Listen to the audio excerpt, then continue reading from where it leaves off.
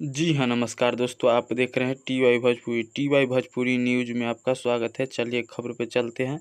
उससे पहले हमारे चैनल पे नए हैं तो हमारे चैनल को सब्सक्राइब, लाइक और कमेंट कर दीजिएगा। चलिए खबर पे चलते हैं। पावर स्टार पवन सिंह जी का सूर्यवंशम मूवी का एक सॉन्ग है, जिस गाने का नाम है बबुआन। जो आप लोग मूवी देखे होंगे तो ये सॉन्ग आप लोग को देखने को मिला होगा। जो गाए हैं पावर स्टार पवन सिंह और शिल्पी राज ने इस गाना को गाई है और काम किए हैं पावर स्टार पवन सिंह और चांदनी सिंह जी ने इस वीडियो में ये सॉन्ग में काम की है।